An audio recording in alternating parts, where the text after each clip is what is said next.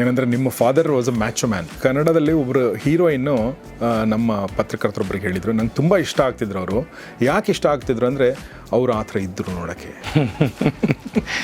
ನನಗೆ ಆ ದಿನಗಳು ನೋಡಿದಾಗ ಒಂದು ಅಂಡರ್ ವರ್ಲ್ಡ್ ಸಿನಿಮಾನ ಇಷ್ಟು ಕ್ಯೂಟಾಗಿ ಯಾರಪ್ಪ ಪ್ರೆಸೆಂಟ್ ಮಾಡಿರೋದು ಅಂತ. ಸಿಹಿ ಗಾಳಿ ಸಹಿ ಹಾಕಿದೆ ಮನಸ್ಸಿನಲ್ಲಿ ಬರಿ ಮಾತು. ನಿಮ್ದು ಲವ್ ಸ್ಟೋರಿನ ನಿಮ್ಮದು ಚೇತನ್, ನಿಮ್ಮದು ಮದುವೆ? ಹೌದು, ಅದು ಆ್ಯಕ್ಚುಲಿ ನನ್ನ ಲವ್ ಸ್ಟೋರಿದು ಎಷ್ಟೋ ತುಣುಕುಗಳು ಅನೇಕ ಸಿನಿಮಾಗಳು ಬಂದಿದೆ. ಸಿಸು ಅಂತ ಒಂದು ಸಿನಿಮಾ ಬಂದಿರುತ್ತೆ, ನಿಮ್ಗೆ ನೋಡಿದ್ರೆ ಎಲ್ಲೋ ಗೊತ್ತಿಲ್ಲ, ಇಂಗ್ಲೀಷಲ್ಲಿ ಐ ಥಿಂಕ್. ನೀವು ಅವನು ಏನೇ ಮಾಡಿದ್ರು ಸಾಯಲ್ಲ ಅವನು, ಬಿಕಾಸ್ ಈ ರೆಫ್ಯೂಸಸ್ ಟು ಡೈ. ಅವ್ನು ಬಿಟ್ಕೊಡಲ್ಲ, ಅವ್ನು ಇಲ್ಲ ಅಂತ. ಆ ಥರದ್ದು ಕ್ಯಾರೆಕ್ಟರ್ಗಳು. ಒಬ್ಬ ನಿರ್ದೇಶಕನಿಗೆ ಎಷ್ಟು ದುಡ್ಡು ಕೊಡ್ತಾರೆ ಚೈತನ್ಯ? ಬದುಕಬಹುದಾ ಒಬ್ಬ ನಿರ್ದೇಶಕ, ನಿಮ್ಮ ಥರದ ಒಬ್ಬ ನಿರ್ದೇಶಕ? ಇನ್ನು ವಿನೋದ್, ನಿಮ್ಮದು ಫಿನಾನ್ಸ್ ಬಗ್ಗೆ ಕೇಳೋದಾದರೆ ಎಷ್ಟು ಗೊತ್ತೀರಾ ಒಂದು ಸಿನಿಮಾಗೆ? ನೋಡಿ, ರಾಜ್ಕುಮಾರ್ ಆಗೋಕ್ಕೆ ಪಾರ್ವತಮ್ಮ ರಾಜ್ಕುಮಾರ್ ಕೂಡ ಕಾರಣ. ಅವರು ಬೇಕು, ಆ ಥರದೊಂದು ಶಕ್ತಿ ಬೇಕಾಗುತ್ತೆ. ನಿಮ್ಮ ತಂದೆಯವ್ರದ್ದು ಯಾವುದಾದ್ರೂ ಸಿನಿಮಾನ ಮತ್ತೆ ರೀಮೇಕ್ ಮಾಡಿ ಯಾವ ಕ್ಯಾರೆಕ್ಟರ್ನ? ತಾಯಿಯ ಮಮತೆ. ನೋಡಕ್ ಒಳ್ಳೆ ಸಿನಿಮಾ ಹೀರೋ ಇದ್ದಂಗಿದ್ದಾನೆ, ಇವನು ಬಿಂಡನ್ ಮರ್ಡರ್ ಮಾಡಿದ್ನ. ಬೆಂಗಳೂರಿಗೆ ಬರೋರೆಲ್ಲ ಇದೇ ಇಬ್ಬರ ಮೇಲೆ ಇರ್ತಾರೆ.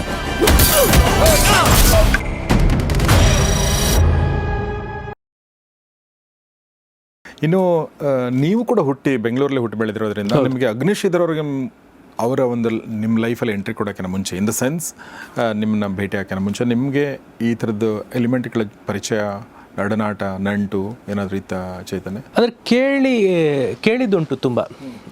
ನಾವು 80s ಬೆಳೀತಿರುವಾಗ ಅಂಡರ್ವರ್ಲ್ಡ್ ಬಹಳ ವ್ಯಾಪಕವಾಗಿ ಬೆಳೆದಿತ್ತು. ಅದು ರಾಜಕೀಯ ಜೊತೆ ಅದಕ್ಕೆ ಬಹಳ ನಿಕಟವಾದ ಸಂಬಂಧ ಇತ್ತು. ಇಂದಿರಾ ಬ್ರಿಗೇಡ್, ಮತ್ತು ಕೊತ್ವಾಲ್ ರಾಮಚಂದ್ರ, ಜಯರಾಜು, MD ನಟರಾಜು, ಅದೆಲ್ಲ ಸಾಕಷ್ಟು ಕೇಳಿದ್ದೆ. ಆಮೇಲೆ ನನಗೆ ಮೊದಲಿಂದನೂ ಒಂದು ರೀತಿ ಜರ್ನಲಿಸಮ್ ಬಗ್ಗೆ ಒಲವಿತ್ತು. ಅದರಿಂದ ನ್ಯೂಸ್ ಪೇಪರ್ ಕ್ಲಿಪ್ಪಿಂಗ್ಸ್ನ ಕಟ್ ಮಾಡಿ ಇಟ್ಕೊಳ್ತಿದ್ದೆ ನಾನು. ಇನ್ಫ್ಯಾಕ್ಟ್ 89 ಜಯರಾಜ್ ಅವರು ತೀರ್ಕೊಂಡಾಗ ಆ ನ್ಯೂಸ್ ಪೇಪರ್ ಕ್ಲಿಪ್ಪಿಂಗ್ನ ನಾನು ಕಟ್ ಮಾಡಿ ಇಟ್ಕೊಂಡಿದ್ದೆ. ನನ್ನ ಹತ್ರ ಇನ್ನೂ ಇದೆ ಅದು. ಅದನ್ನು ರೆಫರೆನ್ಸ್ ಮಟೀರಿಯಲ್ ಎಲ್ಲ ಬಳಸಿದೆ ಈ ಸಿನಿಮಾದಲ್ಲಿ. ಸೊ ಆ ರೀತಿ ಕೇಳಿದ್ದುಂಟು. ನಾನು ಮುಂದೆ ನ್ಯಾಷನಲ್ ಕಾಲೇಜ್ ಜಯನಗರಲ್ಲಿ ನನ್ನ PUC ಓದಿದೆ. ಅಲ್ಲಿ ಓದ್ತಿರುವಾಗ ಆಗಾಗ ಉಮ್ಮಿ, ಪುರಾಣ, ಈ ಥರ ಒಂದಷ್ಟು ಜನ ಅಂಡರ್ ವರ್ಲ್ಡ್ ಅವರಿದ್ರು. ಅವ್ರ ಹೆಸರು ಉಮ್ಮಿ ಅಂತ ಒಬ್ಬರಿದ್ರು, ಯಾರೋ ಹನುಮಂತ ನಗರದಲ್ಲಿ. ಪುರಾಣ ಅಂತ ಒಬ್ರು ತ್ಯಾಗರಾಜ ನಗರದಲ್ಲಿದ್ರು. ಅವ್ರ ಬಗ್ಗೆ ಕೇಳ್ತಿದ್ದೆ, ಅವ್ರು ಯಾರನ್ನೂ ನೋಡಿರ್ಲಿಲ್ಲ. ಆಮೇಲೆ ಅವ ಹುಡುಗರು ಒಂದು ಇದಿತ್ತು, ನನಗೆ ಇವ್ರು ಗೊತ್ತು, ನನಗೆ ಅವ್ರು ಗೊತ್ತು ಅಂತ. ಅವ್ನ ತಂಟೆಗೆ ಹೋಗ್ಬಾರ್ದು, ಅವ್ನ ತಂಟೆಗೆ ಹೋದ್ರೆ ಅವ್ನ ಕಡೆಯವ್ರು ಬಂದ್ಬಿಡ್ತಾರೆ, ಇವ್ನ ತಂಟೆಗೆ ಹೋಗ್ಬಾರ್ದು, ಇವ್ರ ಕಡೆ ಹೋದ್ರೆ ಅವ್ರ ಕಡೆ. ಆಮೇಲೆ ಆಚಾರ್ಯ ಪಾಠಶಾಲದಲ್ಲಿ ಒಂದು ಚಿಕ್ಕ ಗಲಾಟೆ ಆಗಿ ಸ್ಟೂಡೆಂಟ್ಸ್ ಮಧ್ಯ ವಿಕೆಟ್ಸ್ನ ತಗೊಂಡು ಚುಚ್ಚಿ ಅದೊಂದು ದೊಡ್ಡ ಅಂಡರ್ ವರ್ಲ್ಡ್ ಕಾನ್ಫ್ಲಿಕ್ಟೇ ಆಗೋಗಿತ್ತು. ಈ ಥರ ಕೇಳಿ ಗೊತ್ತಿತ್ತು ಹೊರತು ಅದರಿಂದ ಎಷ್ಟು ದೂರ ಇರಬೇಕು ಅಷ್ಟು ದೂರ ಉಳಿಯೋಕ್ಕೆ ನಾನು ಪ್ರಯತ್ನ ಪಡ್ತಿದ್ದೆ. ಆದರೆ ಕಡೆಗೆ ನನ್ನ ಕೆರಿಯರ್ನ ಒಂದು ಅಂಡರ್ ವರ್ಲ್ಡ್ ಸಿನಿಮಾಯಿಂದ ನಾನು ಸ್ಟಾರ್ಟ್ ಮಾಡ್ತೀನಿ ಅಂತ ಅವಾಗ ನನಗೆ ಗೊತ್ತಿರಲಿಲ್ಲ. ಹಾಗೆ. ಸೊ ಇದು ಒಂದು ಘಟ್ಟ. ಆದರೆ ಇನ್ನೊಂದು ನಾನು ಅಂಡರ್ ವರ್ಲ್ಡ್ ಬಗ್ಗೆ ಇರುವಂಥ ಇನ್ನೊಂದು ವಿಚಾರ ಏನಂದರೆ, ನನಗೆ ಈಗ ಹೆಂಗೆ ಹುಡುಗರಿಗೊಂದು ಫ್ಯಾಸಿನೇಷನ್ ಇರುತ್ತೆ, ಒಂದು ವಯಸ್ಸಲ್ಲಿ ನನಗೆ ಅವ್ನು ಗೊತ್ತು ಅನ್ನೋದು ಒಂದು, ಅಂದರೆ ಆ ರೌಡಿ ಗೊತ್ತು ನನಗೆ ಅನ್ನೋದಿರುತ್ತೆ. ಅಥವಾ ಆ ರೌಡಿಗಳ ಹತ್ರ ಹೋಗಿ ಅಣ್ಣ ಅಂತ ನಿಂತ್ಕೊಂಡು ಮಾತಾಡಿ, ಈ ಥರದ್ದೆಲ್ಲ ನಾನು ಈವನ್ ಐ ಹ್ಯಾವ್ ಏನೋ ಎಕ್ಸ್ಪೀರಿಯನ್ಸ್ ದಟ್. ಬೀದರ್ಲಿ ಕೃಷ್ಣ ವಾಘ್ಮೋರೆ ಅಂತ ಒಬ್ಬ ಇದ್ದ, ನನ್ನ ಫ್ರೆಂಡಿಗೆ ಅವ್ನ ಫ್ರೆಂಡು. ನನ್ನ ಫ್ರೆಂಡಿಗೂ ಏನು ಡೈರೆಕ್ಟ್ ಫ್ರೆಂಡ್ ಅಲ್ಲ, ಬಟ್ ಇವನಿಗೆ ಗೊತ್ತಾಯಿತು, ಕೃಷ್ಣ ವಾಘ್ಮೋರೆ ಇದ್ದಾನೆ, ಬಾ ಹೋಗೋಣ ಅಂಥೇಳಿ ನನಗೆ ಕರ್ಕೊಂಡಿದ್ದೆ. ನಾನು ಇಬ್ಬರು ಫ್ರೆಂಡೆಲ್ಲ ಹೋದೆ. ಅವ್ನು ಸಣ್ಣದೊಂದು ರೂಮು, ಅದು ಏನೋ ಮಾಡ್ಕೊಂಡಿದ್ದ, ಪುಸ್ತಕ ಇದ್ದು ಸ್ಟೂಡೆಂಟ್, ಬಟ್ ಅವನೊಬ್ಬ ರೌಡಿಯಾಗಿದ್ದ.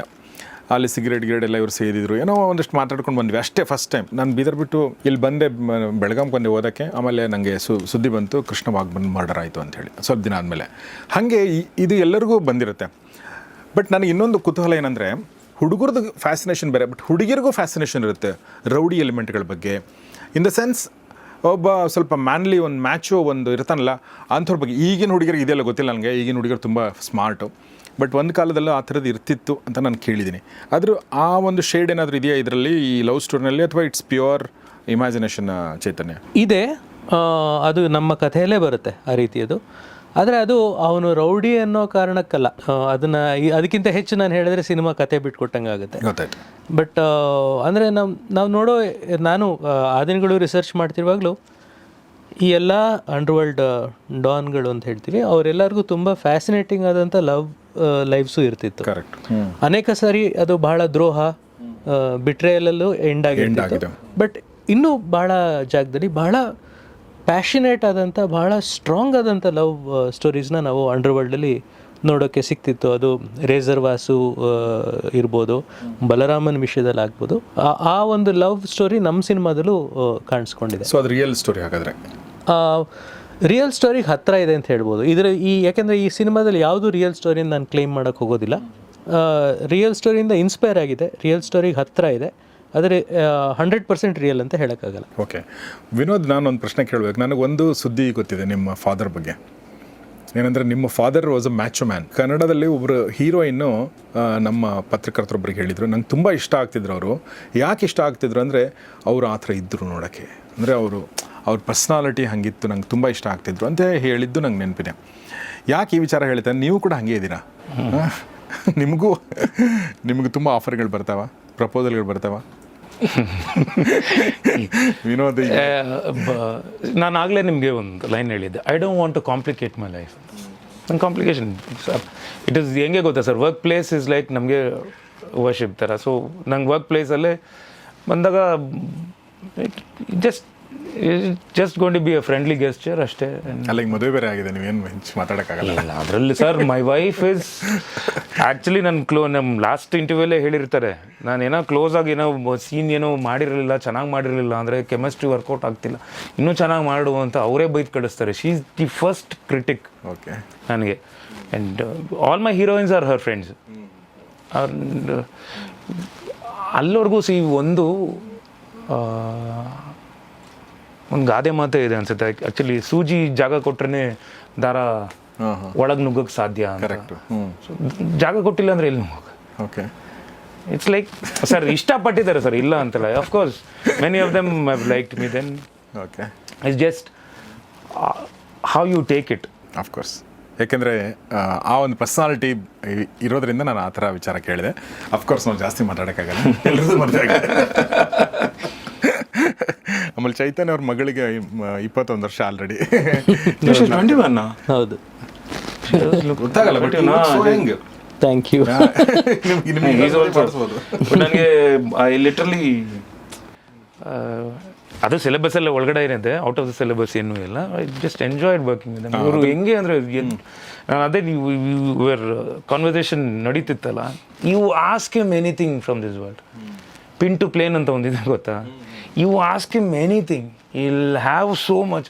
ಅದು ಓದ್ತಾರೆ. ಆಮೇಲೆ ನನ್ನ ಅವರ ಒಂದು what we call vocabulary and ಅವರವರ ಸ್ಪೀಚ್ ಆಗಲಿ, ಅವ್ರ ಇನ್ ಡೀಟೇಲ್ ಅವ್ರ ಪದ ಬಳಕೆ, ಆ ಬುಕ್ ಅವ್ರು ಓದ್ಕೊಂಡಿರೋದು, ನಾನು ಯಾವಾಗಲೂ ಬುದ್ಧಿಜೀವಿ ಅಂತಲೇ ಕರೆಯೋದು ಇವ್ರನ್ನ. You ask him anything. But cinema ಅದು ಒಂದಾದರೆ ಸಿನಿಮಾ ನಿರ್ದೇಶನ ಮಾಡೋದಿದೆಯಲ್ಲ, ಅಲ್ಲಿ ಹೆಂಗಿತ್ತು? ಅವ್ರಿಗೇನು ಅಂದರೆ ನಾನು ಇದನ್ನು ಬರ್ಕೊಂಬಂದಿದ್ದೆ. ಬಟ್ ಏನು ಅಂದರೆ ಸೆಟ್ಟಿಗೆ ಬಂದು ಕ್ಯಾಮ್ರಾ ಮುಂದೆ ಅದಾದಮೇಲೆ ಡಿಸ್ಕಷನ್ ಇಲ್ಲ ಅವ್ರದ್ದು. ಅದು ಬಿಫೋರ್ ಎಲ್ಲ ಡಿಸ್ಕಸ್ ಮಾಡ್ತಿದ್ವಿ, ಸರ್ ಹಿಂಗೆ ಮಾಡೋಣ, ಇದು ಚೆನ್ನಾಗಿಲ್ಲ. We use to discuss. ನನಗೆ ವಾಟ್ಸಪ್ ಮೆಸೇಜ್ ಕಳ್ಸೋರು, ಡಿವೈಡ್ ಮಾಡಿಬಿಟ್ಟು ಸೀನ್ ಡಿವೈಡ್ ಮಾಡಿ, ಬಿಕಾಸ್ ಯು ಆಲ್ಸೋ ನ್ಯೂ, ನಂಗೆ ಐ ವರ್ಕ್ಡ್ ಟೆಕ್ನಿಕಲಿ ಗೊತ್ತಿದೆ ಅಂತ ಒಂದಿಷ್ಟು. And he gave me that freedom. Fights ಎಲ್ಲ ನೀವು ಫೈಟ್ ಮಾಸ್ಟರ್ ಇಬ್ಬರು ಕಂಪೋಸ್ ಮಾಡಿ, ಇದು ನಂದು, ಆ ಚೌಕಟ್ಟು ಬರ್ಕೊಟ್ಬಿಡೋರು, ಇದು ಒಳಗಡೆ ಇದರಲ್ಲಿ ನೀವೇನು ಮಾಡ್ತೀರಾ ಮಾಡಿ. ಬಿಕಾಸ್ ನಾನು even from right before Madeva ಇಂದ I get into the character. ನನಗೆ ಸೆಟ್ಟಿಗೆ ಬರೋಕ್ಕೆ ಮುಂಚೆ I have to be Balarama. ನಾನು ಡೇ ಒನ್ನಿಂದನೇ ಅದ್ರ ಬಿಫೋರಿಂದನೇ ಬಲರಾಮನ್ ಆಗಿ ಆ ಪರಿವರ್ತನೆ ತೊಗೊಂಡ್ಬಿಟ್ಟಿರ್ತೀನಿ. I have to come like that. So ಅವರು ನನಗಿಷ್ಟು we use to discuss so much. ಅದಾದಮೇಲೆ ಸೆಟ್ಟಿಗೆ ಬಂದಮೇಲೆ ನನಗೆ ಆ್ಯಕ್ಚುಲಿ ಸ್ಕ್ರಿಪ್ಟು ಏನು ಕಳಿಸ್ತಾರೋ ಫುಲ್ ಸ್ಕ್ರಿಪ್ಟು ಎಲ್ಲ ಗೊತ್ತಿರುತ್ತಲ್ಲ. ಸೊ ನನಗೆ ಆ ಸೀನಲ್ಲಿ ಎಷ್ಟು ಜನ ಪರ್ಫಾರ್ಮ್ ಮಾಡಿದ್ರು ಅವ್ರೆಲ್ಲರೂ ಡೈಲಾಗ್ಸು ಗೊತ್ತಿರುತ್ತೆ ನನಗೆ. ನಾನು ಅದನ್ನು ಓದ್ಕೊಂಡು ಬಂದಿರ್ತೀನಿ. So I have to live that character ಅಂದಾಗ ಈ gave so much of freedom. ಆದರೆ ಆ ಫ್ರೀಡಮ್ಗೂ ಒಂದು ಎಕ್ಸ್ಪೈರಿ ಅಂತ ಒಂದು ಕೊಟ್ಟಿರ್ತಾರಲ್ಲ, ಒಂದು ಲೈನ್ ಇರುತ್ತೆ, ನನಗೆ ಇದು ಬೇಕು ಅಂದರೆ ಬೇಕು. ನನಗೆಲ್ಲ ಅಷ್ಟೊಂದು ಕಷ್ಟ ಆಗಿಲ್ಲ, ಬಿಕಾಸ್ ಈ ನೀವು ಕೆಲವ್ರಿಗಂತೂ ಸೆಟ್ಟಲ್ಲಿ ಅಂದರೆ ಸಾಕು ಸರ್, ಲಿಟ್ರಲಿ ನಾನು ಸರ್ ಬೇಡ ಬಿಡಿ ಸರ್ ಪರವಾಗಿಲ್ಲ ಬೇಡ ಅಂತೇಳ್ಬಿಟ್ಟು ನಾನು ಹೋಗ್ಬಿಟ್ಟು ಅವ್ರನ್ನ ಸಮಾಧಾನ ಮಾಡೋಣ ಅಂತ ಹೋಗಿ ಮುಟ್ಟಿದ್ರೆ so literally they'll B shivering ಅಂತ ನಡ್ಕ ಸರ್ ನಡುಕ್ತಾರೆ ಅವರು. ಅವ್ರು ನೋಡಿ ನಂಗೆ ಅನ್ಸೋದೇ ಇಲ್ವಲ್ಲ ಚೈತನ್ಯ ಅವ್ರನ್ನ. ನೀವು ಇದಲ್ಲ ಆ ಒಂದು ಕ್ಯಾಪ್ ಹಾಕೊಂತಾರೆ ಗೊತ್ತಾ ಡೈರೆಕ್ಟರ್, ಡೈರೆಕ್ಷನ್ ಕ್ಯಾಪ್, ಅಲ್ಲಿ ಚೇರ್, ಅದು ಆ ಒಂದು ಚೇತನ ನೀವು ಅಂಡವಳ್ಳಿಗೆ ಹೋಗಿಲ್ಲ, ಒಳ್ಳೇದಾಯ್ತು. ಇಲ್ಲ ಅವ್ರದ್ದು ಟೆಂಪರ್ಮೆಂಟ್ ತುಂಬ ಇದೆ. ಬಟ್ ಏನು ಅಂದರೆ ಬೇರೆ ಯಾವುದಕ್ಕೂ ಜಗಳ ಆಡ್ಕೊಂಡು ನನಗೆ ಅದು ಬಂದಿಲ್ಲ ಇದು ಬಂದಿಲ್ಲ ಅಲ್ಲ, ನನ್ನ ಫ್ರೇಮ್ ಒಳಗಡೆ ಏನು ಕಾಣಿಸುತ್ತೋ ಅದ್ರ ಮೇಲೆ ಮಾತ್ರ ಕಾನ್ಸಂಟ್ರೇಷನ್ ಇರುತ್ತೆ. ಆ ಕಡೆ ಈ ಕಡೆ ಅದು ಏನಾದರೂ ಮಾಡ್ಕೊಳ್ಳಿ, ನನಗೆ ಆ ಫ್ರೇಮ್ ಒಳಗಡೆ ನನಗೆ ಇದು ಬೇಕು ಅಂದರೆ ಬೇಕು, ನನಗೆ ಹಿಂಗೆ ಬೇಕು ಅಂತ. ಆಮೇಲೆ ಐ ಥಿಂಕ್ ಇವರಲ್ಲ ನಮ್ಮ ಪೊಲೀಸು ಪ್ರತಾಪ್ ನಾರಾಯಣ್ ಅವ್ರಿಗೆ ಬಂದು ಅವರು ಅಷ್ಟೇ ಓ ಅಂತ ಅವ್ರು ಏನೋ ಒಂದು ಮಾಡೋರು, ತಿರ್ಗಾ ಇವ್ರು ಹೇಳೋರು ಇದನ್ನೆಲ್ಲ ಅದೆಲ್ಲ ಅಂತ ಇನ್ನೂ ಕಮ್ಮಿ ಮಾಡು ಅಂತೇಳಿ ಒಂದಿಷ್ಟು ಆ್ಯಕ್ಟಿವಿಟಿ ಕೊಟ್ಬಿಡೋರು ಅವ್ರಿಗೆ. ಅಲ್ಲಿಂದ ಬರಬೇಕು, ಇದನ್ನು ಮಾಡಬೇಕು ಇಲ್ಲಿಂದ. ಓ ಅವರೂ ಅಷ್ಟೇ ಅಯ್ಯೋಯ್ಯೋ ಅದೇನಾಗುತ್ತೆ, ಒಂದು ಇವ್ರಿಗೆ ಅದು ಕಷ್ಟನೇ ಆಗಲ್ಲ. ಬಟ್ ಈ ರಂಗಭೂಮಿಯಿಂದ ಬಂದವ್ರಿಗೆ ಒಂದು ಅಭ್ಯಾಸ ಇರುತ್ತೆ, ನಾವು ಏನಾದ್ರು ಬಿಸ್ನೆಸ್ ಮಾಡ್ಬೇಕು. ಯಾರೋ ಒಬ್ಬ ಕೂತ್ಕೊಂಡು, ಈಗ ಇಂಟರ್ವ್ಯೂಲ್ಲಿ ಮಾತ್ರ ನಾವು ಹಿಂಗೆ ಕೂತ್ಕೊಂಡು ಮಾತಾಡ್ತೀವಿ ಹೊರತು ನಿಜ ಜೀವನದಲ್ಲಿ ಸುಮ್ಮನೆ ಹಂಗೆ ಕೂತ್ಕೊಂಡು ಮಾತಾಡಲ್ಲ. ಅಲ್ಲೇನೋ ಹೋಗ್ತೀನಿ, ಏನೋ ಕೆಲಸ ಮಾಡ್ತೀನಿ, ಶೂಸ್ ಹಾಕೊಳ್ತಾ ಮಾತಾಡ್ತೀನಿ, ಅದ್ರ ಕಾನ್ವರ್ಸೇಷನ್ ನಡೆದಿರುತ್ತೆ. ಬಟ್ ಏನೋ ಒಂದು ಬಿಸ್ನೆಸ್ ನಡೆದಿರುತ್ತೆ. ಅದನ್ನ ವಿನೋದ್ ಅವರು ಒಂದು ಸ್ವಲ್ಪ ನುರಿತ ಕಲಾವಿದರು ಬಹಳ ಈಸಿಯಾಗಿ ತೊಗೊಂಡ್ಬಿಡೋರು, ಯಾಕೆಂದ್ರೆ ಅದು ಹೆಲ್ಪ್ ಆಗುತ್ತೆ ಅವ್ರಿಗೆ ಆ್ಯಕ್ಟಿಂಗ್ಗೆ. ಕೆಲವು ಜನಕ್ಕೆ ಏನಾಗುತ್ತೆ, ಇಲ್ಲ ಬಿಸ್ನೆಸ್ ಮಾಡ್ಬೋದು, ಇಲ್ಲ ಡೈಲಾಗ್ ಹೇಳ್ಬೋದು, ಎರಡನ್ನೂ ಜೊತೆಗೆ ಹೇಳ್ಬೇಕು ಅಂದ್ರೆ ಕನ್ಫ್ಯೂಸ್ ಆಗುತ್ತೆ. ಅದು ಒಂದು ಸ್ವಲ್ಪ ಅದು ಕಲಿಯುವಂಥದ್ದು, ಅದು ಮಾಡ್ತಾ ಕಲಿಯುವಂಥದ್ದು. ಕರೆಕ್ಟ್. ಈಗ ವಿನೋದ್, ನಿಮಗೆ ಈಗ ನೀವು ನಿಮ್ಮ ಸಿನಿಮಾಗಳನ್ನ ನಾನು ನೋಡ್ಕೊಂಡು ಬಂದಿರೋದ್ರಿಂದ, ಅಂದರೆ ನಿಮಗೆ ಈಗ ಸಿನಿಮಾಗಳ ಆಯ್ಕೆ ಮಾಡೋದು, ಕಥೆಗಳನ್ನ ಆಯ್ಕೆ ಮಾಡ್ಕೊಳ್ಳೋದು ಒಂದು ಹೊರಗಡೆಯಿಂದ ಬರೋದಾದ್ರೆ ಒಂದಾದರೆ, ನಿಮ್ಮ ಒಂದು ಪರ್ಸ್ನಲ್ ಅಂತ ಇರುತ್ತೆ, ನಿಮ್ಮ ಪರ್ಸ್ನಲ್ ನಾನು ಈ ಥರ ಸಿನಿಮಾ ಮಾಡ್ಬೇಕಂದ್ರೆ ಆ ಥರ ನಿಮ್ಮದು ಯಾವುದು ಇದೆ ವಿನೋದ್? ನಿಮಗೆಲ್ಲ ಫ್ರೀಡಮ್ ಕೊಟ್ಟರೆ, ನಿರ್ದೇಶಕ ನೀವೇ ಆಯ್ಕೆ ಮಾಡ್ಕೋಬೋದು, ಕಥೆನೇ ನೀವೇ ಆಯ್ಕೆ ಮಾಡ್ಕೋಬೋದು ಅಂತ ಅಂದರೆ ಯಾವ ಥರ ಸಿನಿಮಾ ಮಾಡೋಕ್ಕೆ ನಿಮ್ಗೆ ಇಷ್ಟ? ನನಗೆ ತುಂಬ ಮಾತು ಕಮ್ಮಿ ಇದ್ರೂ ಆ್ಯಕ್ಟಿಂಗ್ ಸ್ಕೋಪು ನನಗೆ ಇಷ್ಟರಲ್ಲೇ, ನನ್ನ ಮಾದೇವ ಹಂಗೆ ಮಾಡಿದ್ದು, ನಾನು ತುಂಬ ಇಷ್ಟಪಟ್ಟು ಮಾಡಿದ್ದ ಕ್ಯಾರೆಕ್ಟರ್ ಯಾವುದಾದ್ರೂ ಇದೆಯಾ ನಿಮಗೆ? ಹಿಸ್ಟಾರಿಕಲ್ಲು ಆ ಥರದ್ದು ಏನಾದರೂ ಇದೆ? ಮೈಥಾಲಜಿಕಲ್ಲು ಇದೆ ಸರ್, ಮೈಥಾಲಜಿಕಲ್ ಇದೆ, ಹಿಸ್ಟಾರಿಕಲ್. ಅದಾದಮೇಲೆ ನನಗೆ ಈ ನೆಲ್ಸನ್ ಅಂತ ನೆಕ್ಸ್ಟ್ ಸಿನಿಮಾ ಒಂದು ನಡೀತಿದೆ, ಅದಕ್ಕೆ actually getup I am balancing a younger and an older character. Okay. I play 55-year-old character. ಅದರಲ್ಲಿ ನನಗದು ತುಂಬ ಚಾಲೆಂಜಿಂಗ್ ಅನಿಸ್ತಾ ಇದೆ. ನನಗದು ಆ ಮಗುವನ್ನೆಲ್ಲ ಕಳ್ಕೊಂತ ನಾನು ಬೀದಿಯಲ್ಲಿ ಹೋಗಿ ಅಳೋದು ಇದೆಲ್ಲ, ನನಗೆ ಅದು ಆ ಕ್ಯಾರೆಕ್ಟರ್ಗಳು ಮಾಡಬೇಕು. ಸಿಸು ಅಂತ ಒಂದು ಸಿನಿಮಾ ಬಂದಿರುತ್ತೆ, ನಿಮ್ಗೆ ನೋಡಿದ್ರೆ ಎಲ್ಲೋ ಗೊತ್ತಿಲ್ಲ, ಇಂಗ್ಲೀಷಲ್ಲಿ ಐ ಥಿಂಕ್. ಈ ಮಸ್ಟ್ ಬಿ ಅರೌಂಡ್ 70 years ಏನೋ. ಅದೊಂದು ಟ್ಯಾಗ್ಲೈನೇ ಇದೆ, ಈ ರೆಫ್ಯೂಸಸ್ ಟು ಡೈ. ಅಂದರೆ ಅವನು ex army, okay, revenge story. ನೀವು ಅವನ್ನ ಏನೇ ಮಾಡಿದ್ರು ಸಾಯಲ್ಲ ಅವನು, ಬಿಕಾಸ್ ಈ ರೆಫ್ಯೂಸಸ್ ಟು ಡೈ. ಅವ್ನು ಬಿಟ್ಕೊಡಲ್ಲ, ಅವ್ನು ಇಲ್ಲ ಅಂತ. ಆ ಥರದ್ದು ಕ್ಯಾರೆಕ್ಟರ್ಗಳು ಕ್ಯಾರೆಕ್ಟರ್ ಸರ್. ಅದು ಪಾರ್ಟ್ 1 ಆಯಿತು, ಪಾರ್ಟ್ 2 ಆಯಿತು. ಆ ಏಜು ಫುಲ್ಲು ಬಿಳಿ ಗಡ್ಡ, ಕುದುರೆ ಮೇಲೆ ಬರೋದು, ಅವ್ನು ಗೋಲ್ಡ್ ಸಿಗುತ್ತೆ, ಅದನ್ನು ತೊಗೊಂಡೋಗಿ ಅವ್ನು ಊರಿಗೆ ಹೋಗೋಣ ಅಂದರೆ ಆ ಫುಲ್ಲು ಅವನು ಊರನ್ನೇ ಧ್ವಂಸ ಮಾಡಿ ಅಲ್ಲಿಂದ ವಾಪಸ್ ಬರ್ತಿರ್ತಾರೆ ಆ ಮಿಲಿಟ್ರಿ ಫೋರ್ಸು. ಇವನು ಒಬ್ಬನೇ ಹೋಗ್ತಿರ್ತಾನೆ ಕುದುರೆಯಲ್ಲಿ, ಸರಿ ಬಿಟ್ಬಿಡ್ತಾರೆ, ನೆಕ್ಸ್ಟ್ ಇನ್ನೊಂದು ಅಟ್ಯಾಕ್ ಮಾಡ್ತಾರಲ್ಲ, ಸೊ ಅಲ್ಲಿ ಫೈಟ್ ಮಾಡ್ತಾನೆ. So characters like that is very challenging. ಅದಾದಮೇಲೆ ಇಟ್ ಇಸ್ ನಾಟ್ ದ್ಯಾಟ್ ನಾನು ಹೀರೋ ಆಗೇ ಮಾಡಬೇಕು ಅನ್ನೋದು ನನ್ನ main characters. I want to carry, ನಂಗೆ ಆ ಕ್ಯಾರೆಕ್ಟ್ರಲ್ಲಿ ಇಂಪಾರ್ಟೆನ್ಸ್ ಕಾಣಿಸ್ತಿದ್ಯಾ, ಆ ಥರದ್ದು ಕ್ಯಾರೆಕ್ಟರ್ಗಳು ಮಾಡಬೇಕು. ನಿಮ್ಮ ತಂದೆಯವ್ರದ್ದು ಯಾವುದಾದ್ರೂ ಸಿನಿಮಾನ ಮತ್ತೆ ರೀಮೇಕ್ ಮಾಡಿ ಅದೇ ಕ್ಯಾರೆಕ್ಟರ್ನ ಪ್ಲೇ ಮಾಡೋದು ಅಂತ ಏನಾದರೂ ನಿಮಗೆ ಅವಕಾಶ ಬಂದರೆ ಯಾವ ಕ್ಯಾರೆಕ್ಟರ್ನ? ತಾಯಿಯ ಮಮತೆ ಅಂತ ಒಂದು ಸಿನಿಮಾ ಆಯಿತು. ಓಕೆ. ಟ್ರಿಪಲ್ ಆ್ಯಕ್ಟಿಂಗ್ ಅದರಲ್ಲಿ. ಓಹೋ, ಹೌದಾ? ಆ ಟೈಮಲ್ಲಿ ಮಿಚಲ್ ಕ್ಯಾಮ್ರಾ ಇತ್ತು. ಆ ಸೆಂಟ್ರಲ್ಲಿ ನಿಮಗೆ 3 ಕ್ಯಾರೆಕ್ಟರ್ಸ್ನ ನಿಲ್ಲಿಸಿ, ಓಕೆ, ಅದನ್ನು ತಂದೆ, ಅದು 2 ಮಕ್ಕಳು. ಓಕೆ. ಆ ಕ್ಯಾರೆಕ್ಟರ್ನ ಆ್ಯಕ್ಚುಲಿ ಶಿವಾಜಿ ಗಣೇಶನ್ ಸರ್ ಮಾಡಿದ್ದು ಸಿನಿಮಾ ಅದು. ಓಕೆ. ಆ ಥರದ ಕ್ಯಾರೆಕ್ಟರ್ಸ್ ವೆರಿ ಚಾಲೆಂಜಿಂಗ್. ಇವತ್ತು ವಿ ಹ್ಯಾವ್ ಟೆಕ್ನಾಲಜಿ ತುಂಬ ಬೆಳೆದಿದೆ, ಫೇಸ್ ಮಾಸ್ಕ್ ಮಾಡ್ಕೊಂಡು ಆ್ಯಕ್ಟ್ ಮಾಡ್ಬೋದು, ಬಾಡಿ ಮಾತ್ರ ಡಬಲ್ ಇಟ್ಕೊಂಡು ವಿ ಕ್ಯಾನ್ ಡು. ಬಟ್ ಆ ಟೈಮಲ್ಲಿ 3 ಕ್ಯಾರೆಕ್ಟರ್ನ ಒಬ್ಬರೇ ಮಾಡಬೇಕಾಗಿತ್ತು, 3 ಗೆಟಪ್ ಮಾಡಬೇಕಾಗಿತ್ತು. ಯಾಕೆ ನಾನು ಹೇಳ್ತಿದ್ದೀನಿ ಅಂದರೆ, ಈ ಹ್ಯಾಡ್ ದಿಸ್, ಆ ಫೇಸ್ ಒಂದು ಇದಾಗಿರುತ್ತೆ ಗೊತ್ತಾ, ಆ ಫುಲ್ ಬ್ಲ್ಯಾಕ್ ಥರದ್ದು ಈ ಕಡೆ ಮಾತ್ರ ಆಗಿರುತ್ತೆ ಅದು ಐ ಪ್ಯಾಚ್ ಒಂದು ಕ್ಯಾರೆಕ್ಟರ್ಗೆ. ಅರ್ಧ ಮುಖ we call it as like birth mark. ಅದು ಒಂಥರ ಫೇಸ್ ಮೇಲೆ ಬಂದ್ಬಿಡುತ್ತೆ ಬ್ಲ್ಯಾಕ್ ಫುಲ್ ಇಲ್ಲಿ ಒಂದ್ ಕಡೆ. ನೋಡಿದ್ದೀನಿ. ಇಲ್ಲಿಂದ ಅರ್ಧ ಫೇಸ್ ಸ್ಕಿನ್ ಬೆಳೆಯುತ್ತೆ ಬೇರೆ, ಅದು ಬ್ಲ್ಯಾಕ್ ಇರುತ್ತೆ, ಫುಲ್ ಫೇಸ್ ಫುಲ್ ಬ್ಲ್ಯಾಕ್ ಆಗಿ ಅದನ್ನ ಮಾಡಿರ್ತಾರೆ. ಅದು ತಂದೆ ಕ್ಯಾರೆಕ್ಟರು ಮಗನ್ಗೂ ಅದೇ ತರ ಬಂದ್ಬಿಡುತ್ತೆ ಹುಟ್ಟಿದಾಗ.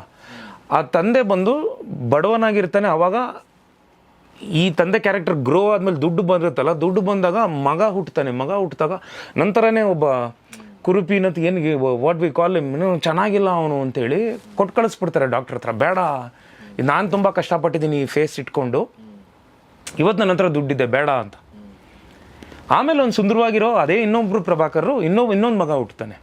ಬಟ್ ಈ ಮಗ ತಂದೆ ಮೇಲೆ ಆ ಒಂದು ರಿವೆಂಜ್ ತಗೊಂಡು ವಾಪಸ್ ಬರ್ತಾನೆ ಮತ್ತೆ ಸೇಮ್ ಅದೇ ಥರ ಇರ್ತಾನೆ.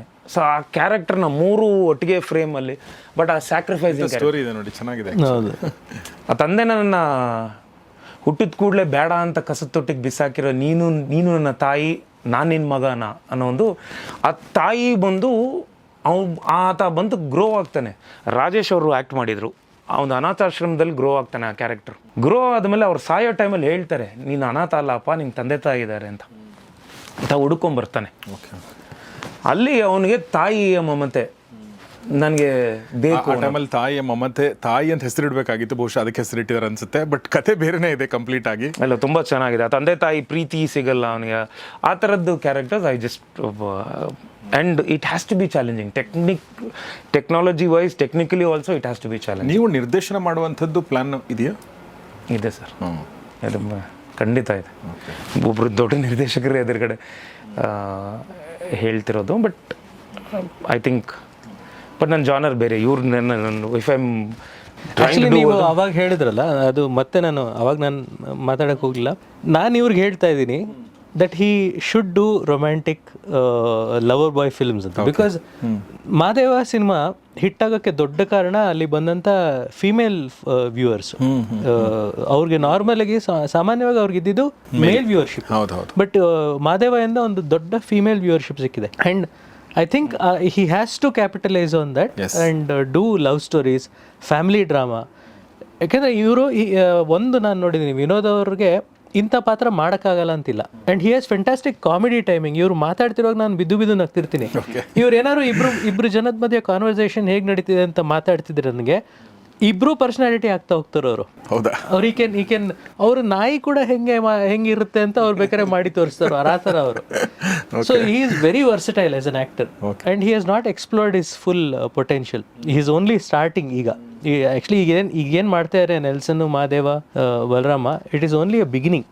ಇನ್ನೂ there is much more to see from him ಅಂತ ಅನ್ಕೊಂಡಿದ್ದೀನಿ. And of course as a director he has ಒಬ್ಬ ಡೈರೆಕ್ಟ್ರಿಗೆ ಬೇಕಾಗಿರೋ ಎಲ್ಲ ಕ್ವಾಲಿಟಿ ಇದೆ. ಅವರು technically he is very strong, sound ಬಗ್ಗೆ ತುಂಬ ನಾಲೆಜ್ ಇದೆ. And he comes from an electronics background. ಅದರಿಂದ ಕ್ಯಾಮ್ರಾ ಹೇಗೆ ವರ್ಕ್ ಆಗುತ್ತೆ, ಅದನ್ನ ಹೇಗೆ ಬಳಸಬೇಕು.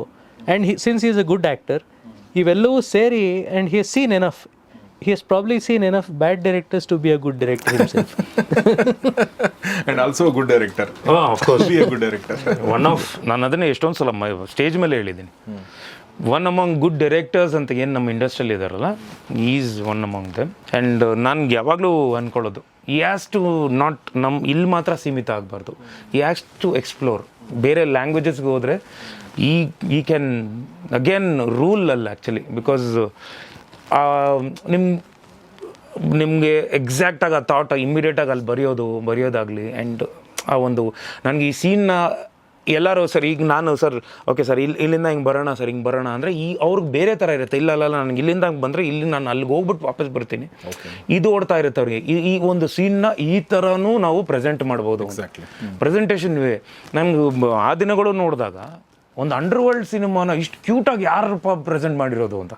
ಅದರಲ್ಲಿ ಒಂದು ಲವ್ ಸ್ಟೋರಿ ತಂದು ಆ ಸಾಂಗ್ಸು, ಆ ಒಂದು ಅರ್ಲಿ ಮಾರ್ನಿಂಗ್ ಶಾರ್ಟ್ಸ್ ಆಗಲಿ, ವಿಜುವಲೈಸೇಷನ್ ನಮ್ಮ ಕ್ಯಾಮ್ರಾಮನ್ ವೇಣು ಸರ್ ಅವರಾಗಲಿ, ಅವ್ರನ್ನ ಇವ್ರು ಬಳಸ್ಕೊಂಡಿರೋದು. ಆ್ಯಂಡ್ ಇವರಿಬ್ಬರು ರ್ಯಾಪೋ ತುಂಬ ಚೆನ್ನಾಗಿದೆ ಗೊತ್ತಾ. ವೇಣು ಸರ್ ಆ್ಯಂಡ್ ಅಷ್ಟೇ ವಾವ್. ಇಲ್ಲ, ಅದು ಗಂಡ ಹೆಂಡತಿ ಥರ, ಅದು ತುಂಬ ಇಂಪಾರ್ಟೆಂಟ್ ಆ ರಿಲೇಷನ್ಶಿಪ್ಪು. ಚೇತನ್, ನಿಮಗೆ ಅವಕಾಶ ಸಿಕ್ಕರೆ ಓಕೆ, ನೀವು ಚೂಸ್ ಮಾಡ್ಕೊಳ್ಳಿ ನಿಮ್ಮ ಸಬ್ಜೆಕ್ಟು, ನಿಮ್ಮ ಬಜೆಟು ಅಂದರೆ ನೀವೇನು ಮಾಡೋಕ್ಕೆ ಇಷ್ಟಪಡ್ತೀರಿ? ನನಗೆ ಎರಡು ನಾನು ಇವಾಗಿನ ತಕ್ಕ ಮಾಡೋಕ್ಕಾಗಿಲ್ಲ. ಒಂದು ಲವ್ ಸ್ಟೋರಿ, ಒಂದು ರಾಮ್ ಕಾಮ್ ಅಂತ ಏನು ಕರಿತೀವಿ, romantic comedy, very feel good, no villains, just ಒಂದು ಹುಡುಗ ಹುಡುಗಿ ನಡುವೆ ಇವತ್ತಿನ ಬೆಂಗಳೂರಿನಲ್ಲಿ ನಡಿಬಹುದಾದಂಥ ಒಂದು ರಿಲೇಷನ್ಶಿಪ್ ಸ್ಟೋರಿ. ಅದು ಮಾಡೋಕ್ಕೆ ನಂಗೆ ತುಂಬ ಇಷ್ಟ. Very nice. ಆಮೇಲೆ ಒಂದು ಹಿಸ್ಟಾರಿಕಲ್ ಮಾಡೋದಕ್ಕೆ ನನಗೆ ಇಷ್ಟ. ಆ ಹಿಸ್ಟಾರಿಕಲ್ ಆಗಲೇ ನಾನು ಮಾಡ್ತಾ ಇದ್ದೀನಿ, which is my next movie. ಹೌದಾ? ಹಾಂ, ಅದು ಎರೆಯಾ ಅಂತ, ಇಟ್ಸ್ ಆಲ್ರೆಡಿ ಬೀನ್ ಅನೌನ್ಸ್ಡ್. ಎರೆಯಾ ಅಂತ ಅಂದ್ರೆ ಇಮ್ಮಡಿ ಪುಲಿಕೇಶಿ ಬಗ್ಗೆ ಪುಲಿಕೇಶಿದು, ನನ್ನ ಮುಂದಿನ ಸಿನಿಮಾ ಇದೆ. ಆದರೆ ಈ ರಾಮ್ ಕಾಮ್ ಅನ್ನೋದು ನನಗೆ something that I really want to explore. So yeah. ನಿಮ್ದು ಲವ್ ಸ್ಟೋರಿನ ನಿಮ್ಮದು ಚೈತನ್ಯ? ನಿಮ್ದು ಮದುವೆ? ಹೌದು, ಅದು ಆ್ಯಕ್ಚುಲಿ ನನ್ನ ಲವ್ ಸ್ಟೋರಿದು ಎಷ್ಟೋ ತುಣುಕುಗಳು ಅನೇಕ ಸಿನಿಮಾಗಳಲ್ಲಿ ಬಂದಿದೆ. Okay okay okay okay. ನಿಮ್ಮದು ಅಂದರೆ ಮೇಡಮ್ ಏನು, ಹೌ ಯು ಮೆಟ್ ಆ್ಯಂಡ್? ನಮ್ಮ ಮನೆಯಿಂದ 4 ಬೀದಿ ಆಚೆ ಅವರ ಮನೆ ಇತ್ತು. ನನ್ನ ಹೆಂಡತಿಯ ಕಸಿನ್ ಸೌಮ್ಯ ಅಜ್ಜಿ ಅಂತ, ಅವರು she and me used to do theatre together. So ಅಲ್ಲಿಗೆ ರಾಧಿಕಾ ನನ್ನ ಹೆಂಡತಿ ಬರ್ತಾಯಿದ್ಲು. ಆಗ ನಮ್ಮ ಪರಿಚಯ ಆಯಿತು. She is an engineer. ಎಷ್ಟೋ ಸತಿ ಹೇಳ್ತೀನಿ, ನನ್ನಂಥ ಅನಿರೀಕ್ಷಿತವಾದ ಪ್ರೊಫೆಷ್ನಲ್ ಇರೋನ್ಗೆ ರಾಧಿಕಾ ಥರದ ಹೆಂಡತಿ ಸಿಕ್ಕಿಲ್ದಿದ್ರೆ ಕಷ್ಟ ಇರ್ತಿತ್ತು. Because she has a job, she has a salary. So ನನ್ನ ಸಿನಿಮಾದವ್ರಿಗೆ ಕೆಲವು ಸತಿ ಕೆಲಸ ಇರುತ್ತೆ, ಕೆಲವು ಸತಿ ಕೆಲಸ ಇರೋದಿಲ್ಲ. She is the breadwinner of the family. She is a successful software professional and she is also a dancer. Oh nice. So that is how it is. So you should certainly do rom com ಈಗ. So love story ಖಂಡಿತ ಮಾಡಿ, but ಎರೆಯ ಖಂಡಿತ ಮಾಡಿ, ಅದರಲ್ಲೇನೂ ಇಲ್ಲ. ಅಂದರೆ ನಮಗೆ ಬೇಕು, ನಮ್ಮ ಇಂಡಸ್ಟ್ರಿಗೆ ಆ ಥರ ಸಿನಿಮಾಗಳು ಬೇಕು. ಬಟ್ ಒಂದು ನಿಮ್ಮ ಮಾತಿನಿಂದ ಒಂದು ಪ್ರಶ್ನೆ ಹುಟ್ಟುತ್ತೆ ನನಗೆ. ಒಬ್ಬ ನಿರ್ದೇಶಕನಿಗೆ ಎಷ್ಟು ದುಡ್ಡು ಕೊಡ್ತಾರೆ ಚೈತನ್ಯ? ಬದುಕ್ಬೋದಾ ಒಬ್ಬ ನಿರ್ದೇಶಕ, ನಿಮ್ಮ ಥರದ ಒಬ್ಬ ನಿರ್ದೇಶಕ?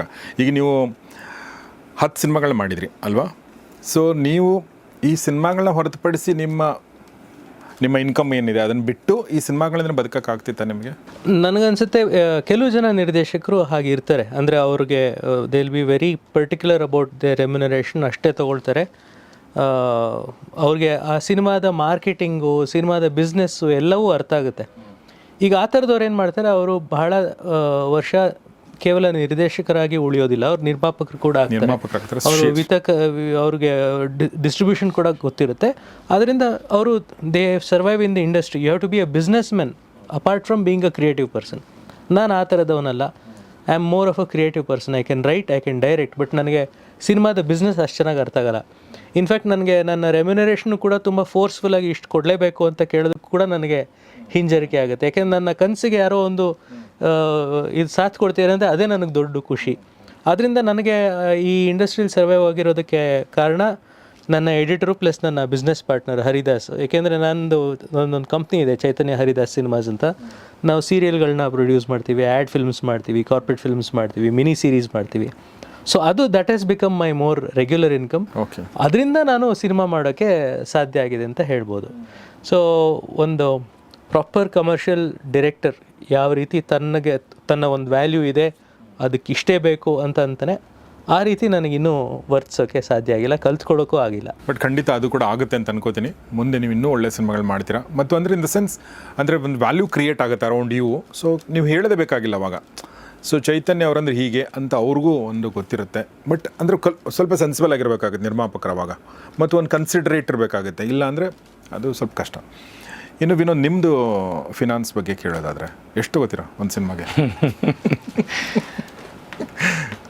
ಸೇಮ್ ಥಿಂಗ್ ಆಸ್ ಈ ಸೈಡ್. ನಾನು ಇವತ್ತಿನವರೆಗೂ ನನ್ನ ಹಣಕಾಸು ನಾನು ಮಾತಾಡೋಕ್ಕೆ ಬರಲ್ಲ. ನನಗೆ ಏನೋ ಪೇಮೆಂಟ್ ಬರಬೇಕು ಅಂದರೆ ನಾನು ಕೇಳೋಕ್ಕೂ ಒಂಥರ. ನಿಶಾ ಅವ್ರು ಕೇಳ್ತಾರೆ? ನಿಶಾ ಕೇಳ್ತಾರೆ, ಎಸ್. ಬಟ್ ಅಫ್ಕೋರ್ಸ್ ಅವ್ರಿಗೆ ಭಾಳ ಇಂಪಾರ್ಟೆಂಟ್. ಅದಕ್ಕೆ ಅದು ಭಾಳ ದೊಡ್ಡ ಅಡ್ವಾಂಟೇಜ್ ಅವ್ರಿಗೆ. ಅಂದರೆ Nisha madam, she understands business and she is cut and dry, very clear. Yes. So ಅದೊಂದು ದೊಡ್ಡ ಕಂಫರ್ಟ್ ಕೂಡ, ಯಾಕೆಂದರೆ he does not have to get into that. Yes. ನೋಡಿ, ರಾಜ್ಕುಮಾರ್ ಆಗೋಕ್ಕೆ ಪಾರ್ವತಮ್ಮ ರಾಜ್ಕುಮಾರ್ ಕೂಡ ಕಾರಣ. ಅವರು ಬೇಕು, ಆ ಥರದೊಂದು ಶಕ್ತಿ ಬೇಕಾಗುತ್ತೆ. ಸಾರಿ, ನಾನು ನಿಮಗೆ ಇಂಟರಪ್ಟ್ ಮಾಡಿದೆ. ಇಲ್ಲ ಸರ್, ಕೇಳ್ತಾರೆ. But I never stuck to ಇಷ್ಟು ಬರಲೇಬೇಕು ಇದಂತಲ್ಲ. I understand my business first of all. ನನ್ಗೆ ಎಷ್ಟು ಬರುತ್ತೆ ಅನ್ನೋದು ನಾನು ಆ್ಯಕ್ಚುಲಿ ಈ ಸಿನಿಮಾನು ಐ ಟೋಲ್ಡ್ ದೆಮ್. ಯಾಕಂದರೆ ಶ್ರೇಯಸ್ ಏನು ಪ್ರೊಡ್ಯೂಸರ್ ಇದ್ದಾರೋ, ಈ ವಾಸ್ ಮೈ ಫ್ಯಾನ್ ಆ ಹುಡುಗ. ಸೊ ಅವ್ರು ಬಾಸ್ ಒಂದು ಸಿನಿಮಾ ಮಾಡಬೇಕು, ಬೇಡ ಸುಮ್ಮನೆರಪ್ಪ ಅವೆಲ್ಲ ಮಾಡೋಕ್ಕೆ ಹೋಗ್ಬೇಡ ನೀವು, ಸುಮ್ಮನೆ ಇರು. ಅದಾದಮೇಲೆ ಇಷ್ಟಕ್ಕೂ ಇಲ್ಲ, ಮಾಡಲೇಬೇಕು ಅಂತ ಸರಿ. ಅಮ್ಮ ಅವ್ರ ತಾಯಿಯವರು ಪದ್ಮಾವತಿಯವರು ದೇ ಸ್ಟಾರ್ಟೆಡ್. ನನ್ನ ಫಸ್ಟ್ ಕಂಡೀಷನ್ ಇದ್ದಿದ್ದು 7 ಕೋಟಿ ಮೇಲೆ ದಾಟಂಗಿಲ್ಲ ಸಿನಿಮಾ.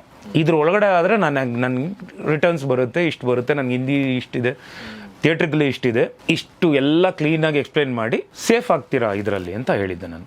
ಒಬ್ಬ ನಟ, ಒಬ್ಬ ಹೀರೋ ಈ ಥರ ಹೇಳೋದಿದೆಯಲ್ಲ, ಅದು ನಿಜವಾಗ್ಲೂ ಭಾಳ ಒಳ್ಳೆಯದು. Please go on. ಸರ್, ನನಗೆಲ್ಲ ಆ್ಯಕ್ಚುಲಿ ಎಲ್ಲ ಸಿನಿಮಾದಲ್ಲೂ ಅದಾದ ಮೇಲೆ ನನಗೆ ಹಿಂದಿ ಎಷ್ಟಿದೆಯೋ ಮಾರ್ಕೆಟ್ ಆಗಲಿ ಅಥವಾ ಇಲ್ಲಿಂದ ಇಷ್ಟು ಬರುತ್ತೆ ಅಂದರೆ ಅದರಲ್ಲಿ ಮೇ ಬಿ ಈಗ ಒಂದು ಸಿನಿಮಾ ನಾನು ಏನೋ ಒಂದು ಅಮೌಂಟ್ ತೊಗೊಂಡಿರ್ತೀನಲ್ಲ, ನನಗೆ ಹಿಂದಿಯಲ್ಲೇ ಅದ್ರ 3 ಟೈಮ್ಸ್ ಬಂದಿರುತ್ತೆ.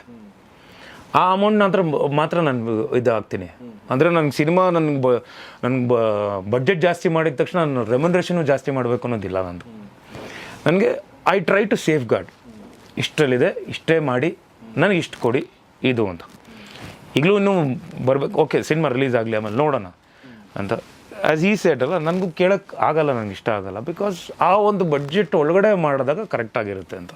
ಬಟ್ ಪ್ರೊಡ್ಯೂಸರ್ಸ್ ಏನು ಮಾಡಿದ್ರು ಅಂದರೆ, ಇಲ್ಲ ಈ ಸಿನಿಮಾ ದೊಡ್ಡದಾಗಿ ತಗೊತಿದೆ, we wanted to make it big, 7ರಲ್ಲಿ ಮಾಡಿದ್ರೆ ಅದು ಆಗಲ್ಲ, ಈ ಬಲರಾಮನ್ಗೆ ಆಗಲ್ಲ, ಇದು ಬೇಕು ಇನ್ನೂ ಅಂತ. ದೆನ್ ಆರ್ಟಿಸ್ಟ್ ವೈಸ್ ಸೆಲೆಕ್ಷನ್ ಎಲ್ಲ ನಾವು ಬಿಕಾಸ್ ನಿಶಾ ಫಸ್ಟು ಒಂದಿಷ್ಟು ಅರೇಂಜ್ ಮಾಡಿಕೊಟ್ರು ಈ cinema. Because she was also like producer ಅಲ್ವಾ. ಸೊ ಅವ್ರಿಗೆ ಗೊತ್ತಿತ್ತು ಎಲ್ಲ ಅರೇಂಜ್ ಮಾಡಿ, ಯಾರು ಆರ್ಟಿಸ್ಟ್ಗಳ ಹತ್ರ ಎಷ್ಟು ಮಾತಾಡಬೇಕು ಎಲ್ಲ ಮಾತಾಡಿ ಇಷ್ಟಾಗುತ್ತೆ ಬಡ್ಜೆಟು ಅಂತ. ಬಟ್ ಅವರು ಇಲ್ಲ, ಇನ್ನೊಂದು ಸ್ವಲ್ಪ ದೊಡ್ಡದಾಗಿ ಮಾಡೋಣ, ಇನ್ನೂ ದೊಡ್ಡದಾಗಿ ಮಾಡೋಣ, ದೊಡ್ಡ ಸ್ಕೇಲಲ್ಲಿ ಮಾಡೋಣ ಸಿನಿಮಾನ ಅಂತೇಳಿ ದೊಡ್ಡ ಸ್ಕೇಲಲ್ಲಿ ಮಾಡಿದ್ರು. ಇಟ್ಸ್ ಅ ಹ್ಯೂಜ್ ಬಡ್ಜೆಟ್ ಆಗಿದೆ. ಎಷ್ಟಾಗಿದೆ ಬಜೆಟ್ ಈಗ?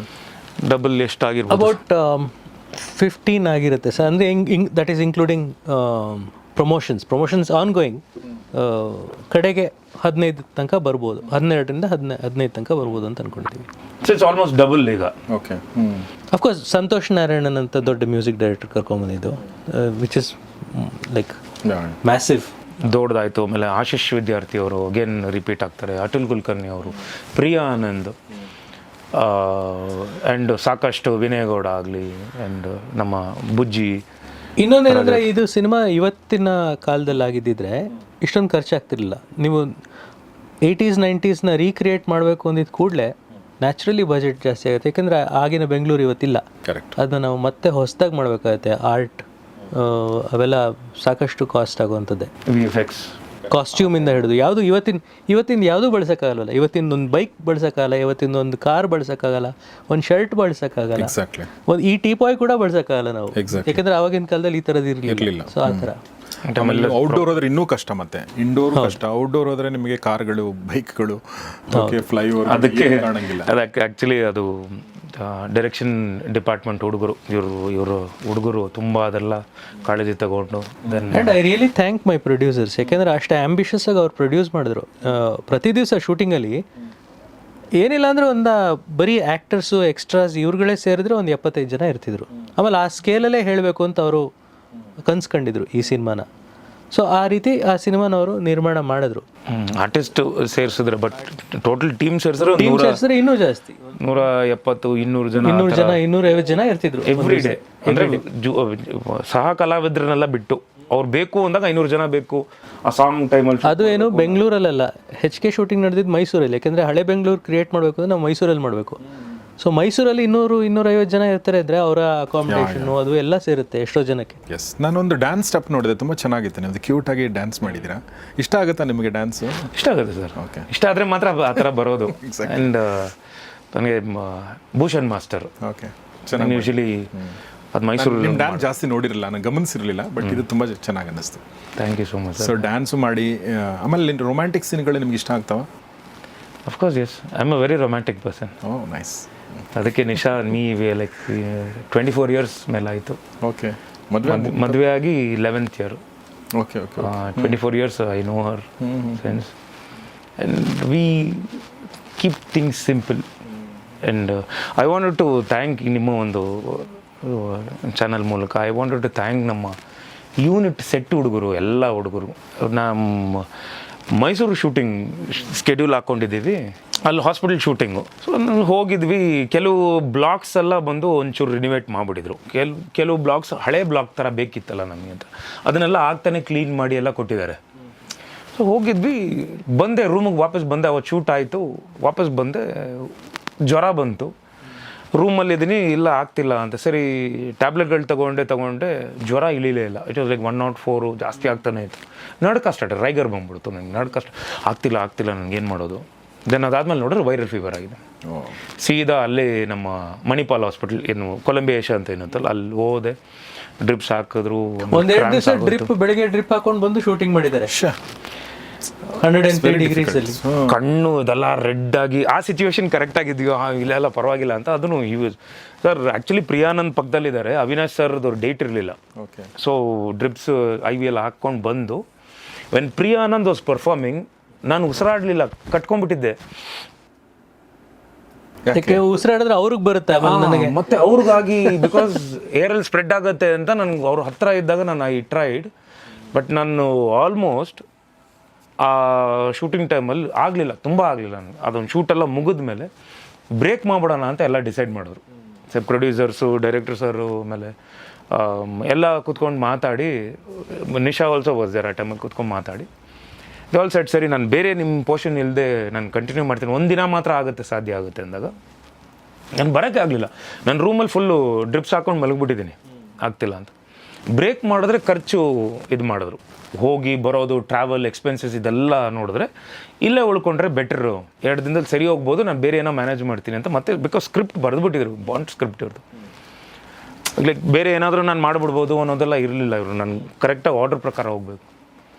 ಸೊ 2 ದಿನ ರೆಸ್ಟ್ ಅಂದರೆ ಹೋಟೆಲ್ ರೂಮ್ ಎಲ್ಲ ಕೊಟ್ಬಿಟ್ಟು ಎಲ್ಲ ಹುಡುಗರು ಖಾಲಿ, ಏನೂ ಇಲ್ಲ.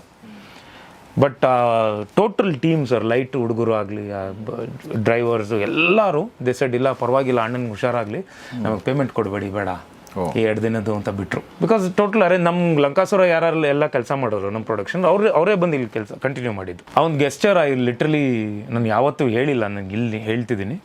ಅದೇ ಥರ ನಮ್ಮ ಪ್ರೊಡ್ಯೂಸರು ಅಷ್ಟೇ, ಅದನ್ನು ಇಲ್ಲ ಪರವಾಗಿಲ್ಲ ಮ್ಯಾನೇಜ್ ಮಾಡೋಣ ಅಂಥೇಳಿ ಅವ್ರಿಗೆಲ್ಲ ಊಟ ತಿಂಡಿಗೆಲ್ಲ ಅರೇಂಜ್ ಮಾಡಿ. ಯಾಕಂದರೆ ಬೇರೆ ಪ್ರೊಡ್ಯೂಸರ್ಸ್ ಆದರೆ 2 ದಿನ ಸುಮ್ಮನೆ ಕೂತ್ಕೊಳ್ಳೋಕೆ ಹೋಯ ಅಂದ್ಬಿಡ್ತಾರೆ. ಕರೆಕ್ಟ್. ಅವರು ದೇ ಸೆಡ್ ಓಕೆ ಪರವಾಗಿಲ್ಲ ಮಾಡೋಣ ಅಂತ. Then I came back joint again within no time. ಇಲ್ಲಿದ್ದಿದ್ದು ಶೋಲ್ಡ್ರ್ ಹಿಂಗೆ ಆಗ್ಬಿಟ್ಟಿದ್ದೀನಿ, ಫುಲ್ ಜ್ವರ ಬಂದು ನನಗೆ, ಫುಲ್ಲು ವಾಯ್ಸು. ಅದಾದಮೇಲೆ ಕೆಮ್ಮು ಸ್ಟಾರ್ಟ್ ಆಗಿದ್ದು ನನಗೆ. ಒಂದು ನೈಟ್ ಒಂದು 10 ಗಂಟೆಗೆ ಸ್ಟಾರ್ಟ್ ಆದರೆ ಬೆಳಗಿನ ಜಾವ 6 ಗಂಟೆವರೆಗೂ ಕೆಮ್ಮಿ ವಾಯ್ಸ್ ಎಲ್ಲ ಹೋಗ್ಬಿಟ್ಟಿತ್ತು ಬೇರೆ. ಆ ಟೈಮಲ್ಲಿ ಅದೊಂದು ಪಠಾನ್ದು ಒಂದು ಸೀನ್ ಇತ್ತು, ಬೇರೆ ಒಂದು, ಅದು ಸ್ಕ್ರೀಮ್ ಮಾಡಿ ಶೌಟ್ ಮಾಡಿ ಅಳೋದು, ವಾಯ್ಸೇ ಇರಲಿಲ್ಲ ಆ ಟೈಮಲ್ಲೆಲ್ಲ. ಬಟ್ ಸೊ ಇದು ತೆರೆ ಹಿಂದಿನ ಕಥೆಗಳು, ಈ ಥರ ಸುಮಾರು ಕಥೆಗಳಿರ್ತವೆ. ಆದರೆ ತೆರೆ ಮುಂದೆ ಇರುವಂಥ ಪ್ರೇಕ್ಷಕರಿಗೆ ಇದು ಯಾವುದು ಗೊತ್ತಿರಲ್ಲ, ಗೊತ್ತಾಗೋದು ಬೇಕು ಆಗಿಲ್ಲ ಹಂಗೆ ನೋಡಿದರೆ. But at the same time ತಿಳ್ಕೊಳ್ಳೋದೊಬ್ಬ ಸಹೃದಯ ಪ್ರೇಕ್ಷಕನಾಗಿ, ಮತ್ತು ನಮ್ಮ ಕನ್ನಡ ಪ್ರೇಕ್ಷಕರಿಗೆ ನಮ್ಮ ಈ ತೆರೆ ಹಿಂದಿನ ಕಥೆಗಳು, ವಿಶೇಷವಾಗಿ ಲೆಜೆಂಡರಿ ಆ್ಯಕ್ಟರ್ಗಳು, ಸಿನಿಮಾಗಳಿಂದಿನ ಕಥೆಗಳು ತುಂಬ ಇಷ್ಟ. ಅದನ್ನು ಅವರು ನೋಡ್ತಾರೆ, ಅಪ್ರಿಷಿಯೇಟ್ ಮಾಡ್ತಾರೆ. ಫೇಸ್ಬುಕ್ಕಲ್ಲಿ ಎಷ್ಟು ಬರ್ತಾನೆ ಇರುತ್ತೆ, ಅದು ಹಂಗಾಯಿತು, ಇದು ಹಿಂಗಾಯಿತು, ಅಣ್ಣವ್ರ ಕಾಲದ ಹಾಗೆ ಅಂಥೇಳಿ. ಅದನ್ನು ನಾನು ಓದ್ತಿರ್ತೀನಿ. ಸೊ ನನಗೆ ಇದನ್ನು ನೀವು ಹೇಳಿದಾಗ ಒಂದು ನನಗೆ ಹೇಳ್ಬೇಕು ಅನ್ನಿಸ್ತೇನೆಂದರೆ, ಈ ಒಂದು ಸೆಟ್ಟು ಅಥವಾ ಈ ಒಂದು ಹಳೆ ಕಾಲ ಅಂದಾಗ ನಮ್ಮ ಮನೆ ಗದಗಿಗೆ ಹೋಗಿದ್ದೆ. ಗದಗಲ್ಲಿ ಮಾರ್ಕೆಟ್ಗೆ ಹೋದೆ ಸುಮ್ಮನೆ, ನಮ್ಮ ಅಕ್ಕ ತಂಗಿ ಎಲ್ಲ ಕರ್ಕೊಂಡು ಹೋದಾಗ. ಸ್ವಾತಂತ್ರ್ಯ ಪೂರ್ವ ಏನಾದರೂ ಮಾಡಬೇಕಂದ್ರೆ ಗದಗಿಗೆ ಹೋಗ್ಬೋದು ಚೈತನ್ಯ. ಇನ್ನೂ ಕೆಲವೊಂದು ಊರುಗಳಿದೆ ಸ್ವಾತಂತ್ರ್ಯ ಪೂರ್ವದಲ್ಲಿ ಹೇಗಿತ್ತು ಹಾಗೆ 70-80 ವರ್ಷಗಳಿಂದ ಏನಿತ್ತು ಅದೇ ಥರ ಬೀದಿಗಳು, ಅದೇ ಥರ. ಅಂದರೆ ನಾನು ಹೇಳ್ತಾರೆ ನಿಮಗೆ ಕೆಲವೊಂದು ಹಾಗೆ ಉಳ್ಕೊಂಡಿದೆ. ನೀವು ಮೈಸೂರಿಗೆ ಹೋಗಿದ್ದು ನನಗೆ ಅದೇ ಕಾರಣಕ್ಕಂತ. ಅಲ್ಲ, ಆಮೇಲೆ ಆರ್ಟ್ ಡೈರೆಕ್ಷನ್ ಭಾಳ ಮುಖ್ಯ ಆಗುತ್ತೆ.